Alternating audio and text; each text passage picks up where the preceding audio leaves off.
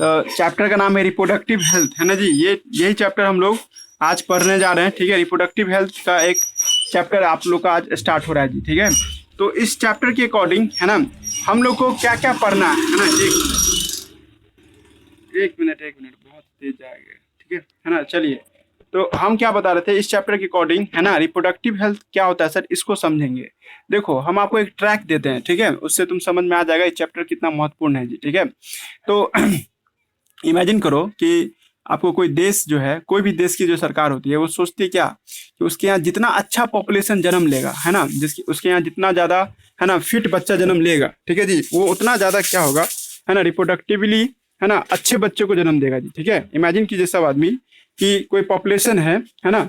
अब वो पॉपुलेशन जितना ज्यादा, है ना, अच्छे बच्चे को जन्म देगा सर, तो उतना ही ज्यादा सर्वाइवल का चांस क्या होगा, बढ़ जाएगा, है ना। एक मिनट रुक जाइए, तो एक मिनट।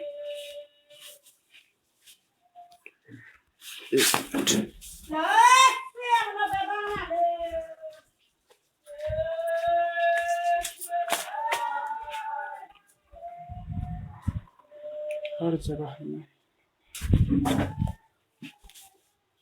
हाँ, तो हम क्या बात कर रहे थे, है ना। तो एक पॉइंट, है ना। तो हम लोग बात कर रहे थे क्या कि रिप्रोडक्टिव हेल्थ का चैप्टर का बात कर रहे थे, ठीक है। इस चैप्टर में हम लोग को क्या क्या समझना है।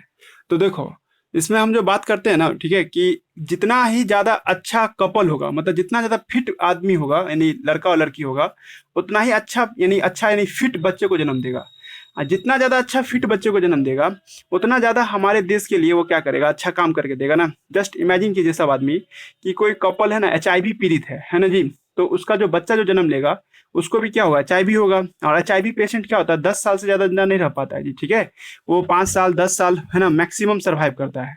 तो इमेजिन करो कि 10 साल जो वो लड़का जो जिंदा रहेगा, तो 10 साल हमारे देश का अनाज खाएगा।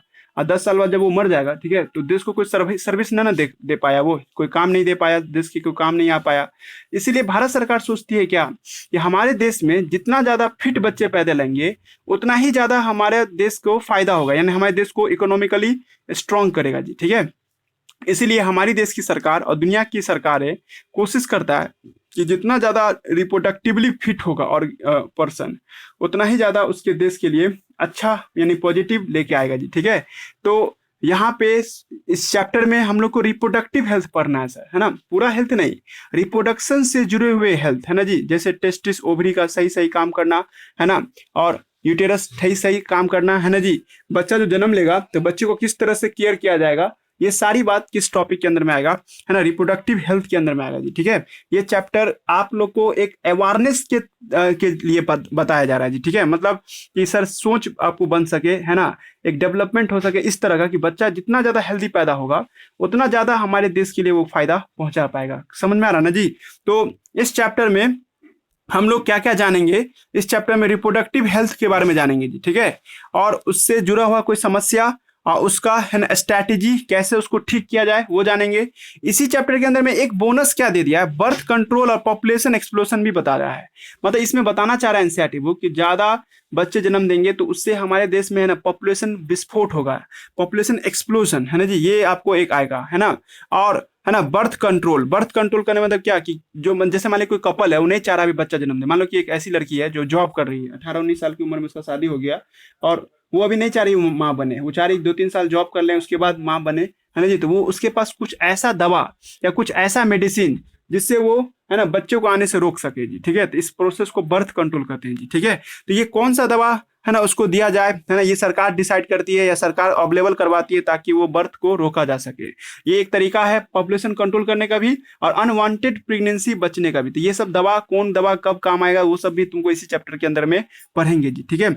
और इस चैप्टर का ये 3 VVI टॉपिक है जी, ठीक है। ये तीनों में से कोई एक टॉपिक से हर साल मेडिकल में क्वेश्चन आता है। और जो सबसे लास्ट वाला जो टॉपिक देख रहे हो ना, इससे गारंटी है इस साल बोल रहे हैं जी, 2020 में भी क्वेश्चन है होगा। जिस दिन पढ़ाएंगे ना उस दिन जरूर शेयर करेंगे आपको इनफर्टिलिटी वाला टॉपिक का भी। यानी कि ये 3 टॉपिक आप लोग को याद रखना ही है, ठीक है। पहला टॉपिक का नाम क्या है सर आपको, है ना, पहला टॉपिक ना मेडिकल टर्मिनेशन ऑफ प्रेगनेंसी, इसको एमटीपी शॉर्ट में कहते हैं जी, ठीक है, एमटीपी। एमटीपी कहने का मतलब क्या है ना, मेडिकल टर्मिनेशन ऑफ प्रेगनेंसी जी, आ रहा बात समझ में। तो सर इसको एबॉर्शन भी कहते हैं, कॉमन भाषा में एबॉर्शन, ठीक है जी। एबॉर्शन कब होना चाहिए, है ना, कब सेफ माना जाता है और कब अनसेफ माना जाता है, ये सब इस टॉपिक के अंदर में डिस्कस होगा। और सेक्सुअल रिप्रोडक्शन करने के दौरान कभी कभी कोई बीमारी भी होता है जी, ठीक है, एसटीडी। तो एसटीडी होता है सेक्सुअल ट्रांसमिटेड डिजीज, मतलब कोइटस के दौरान या किसी फीमेल या मेल के प्राइवेट रीजन में कोई बीमारी हो जाता है तो उसको एसटीडी के अंदर रखा जाता है। इसमें भी समस्या है, एचआईवी क्या होता है सब बताया जाएगा तुमको इस चैप्टर में, है ना। जब तुम ये लोग समझ जाओगे तो अब हम आपको सबसे लास्ट टॉपिक, सबसे वीवीआई टॉपिक, जहां से एक क्वेश्चन हर साल आता है जी, ठीक है, जिसका नाम क्या है आपको, इनफर्टिलिटी। इनफर्टिलिटी का मतलब क्या होता है कि जब कोई पर्सन बच्चे को पैदा नहीं कर पाता है ना, चाहे कितनों भी वो अपना एक स्ट्रैटेजी लेता है, या कोई लड़का या लड़की मिल करके बच्चे को नहीं जन्म दे पाता है, तो ऐसे कपल को इनफर्टाइल कपल माना जाता है जी, ठीक है। तो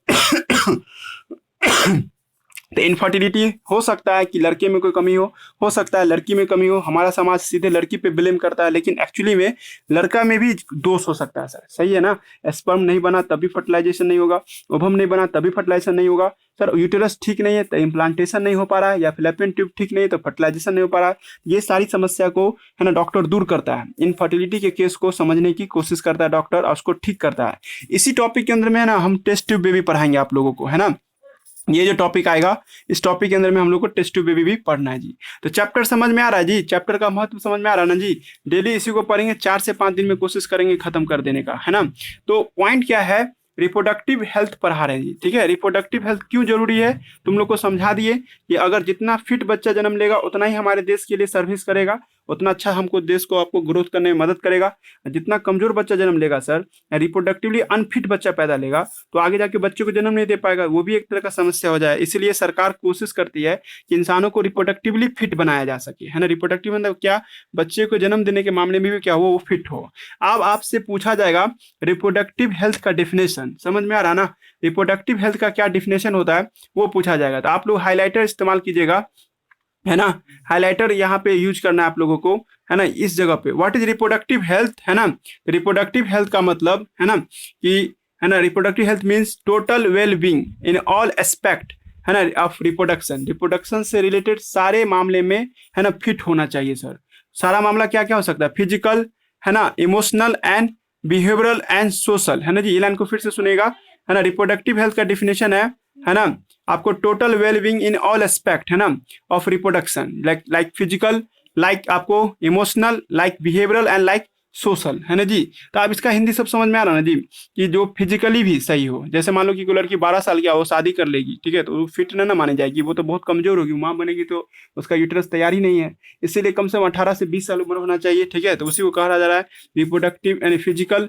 उसका इमोशनल, है ना, इमोशनल हम बताए थे तुम लोग को। इमोशनल कहने का क्या मतलब हुआ, इमोशनल करने मतलब क्या, जैसे मान लो कोई लड़की मेंस्ट्रुअल साइकिल में चल रही है या मेंसेस में है और उसका मेल पार्टनर उसके उस दौरान क्वाइटस करेगा तो उसको बहुत ज़्यादा दर्द या उसको बहुत ज़्यादा इरिटेशन होगा ना, या उसको पेन होगा ना, तो इस तरह का भी उसको ख्याल होना चाहिए कि उसका फीमेल पार्टनर फिट है या नहीं, या मेल को पार्टनर फिट है या नहीं, तभी क्वाइटस अलाउ होना चाहिए। तो उसको इमोशनल बोलेंगे।